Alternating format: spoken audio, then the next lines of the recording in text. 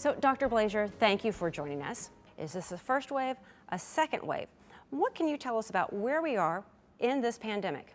It's a little hard to say because the numbers are slightly inching up. My prediction is that the second wave will not be as bad as the first wave because behavior has changed substantially. And that's really the key to controlling COVID is behavior. The best solution is going to be vaccination.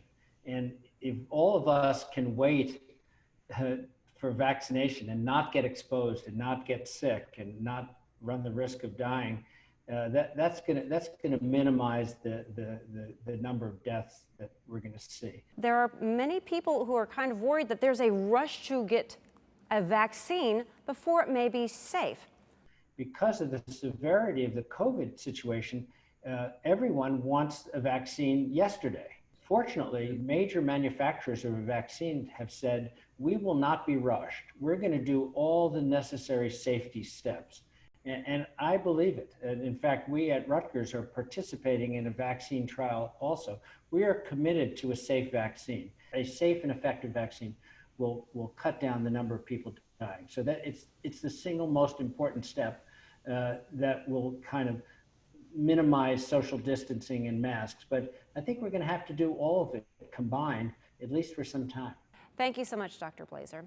Joining me now is Professor Patricia Whitley-Williams. She's an infectious disease specialist amongst pediatrics. Dr. Whitley-Williams, thank you so much for taking the time to talk to us. I was hoping you could kind of explain who it is and why more people in certain communities are affected than others. Certainly. Thank you very much for inviting me to be part of this show. We certainly learn from our experience from the past 6 months that particularly people of color tend to be hit the hardest. There was just a publication from the Centers for Disease Control and what they call the MMWR.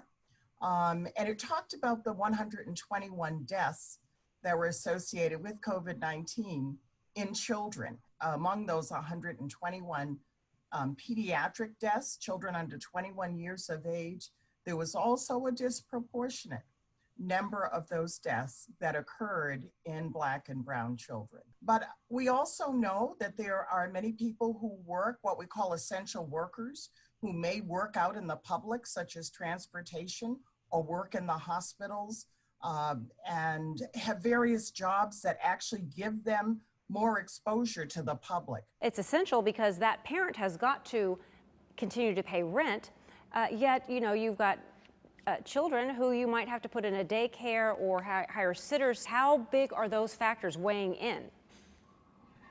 Absolutely. We know overcrowding for sure. We know the essential workers because they're exposed more in the public. The other thing we haven't mentioned, of course, we know there is a disproportionate number of persons of color who have heart disease, who have obesity, chronic lung disease, hypertension, kidney disease. All of these are also risk factors for higher morbidity and mortality in relationship to COVID-19 infections. But COVID does not discriminate. And, we need to really obey our public health officials and do it for the health of the public. Yes, you may have a right not to wear a mask, but we're not doing this for your own individual right. We are doing this for the health of us all, for the health of the public in the United States of America.